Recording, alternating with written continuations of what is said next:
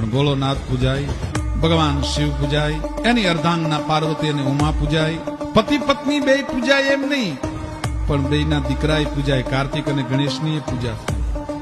બે દીકરા પૂજાય એમ નહીં, પણ બે દીકરાની વહુ પૂજાય, બે દીકરાની પત્ની પૂજાય, ગણેશની પત્ની રિદ્ધિ અને સિદ્ધિની પણ પૂજા થાય. અને એકલી રિદ્ધિ ને સિદ્ધિની પૂજા થાય એમ નહીં, પણ એના દીકરા લાભ ને શુભ પૂજાય.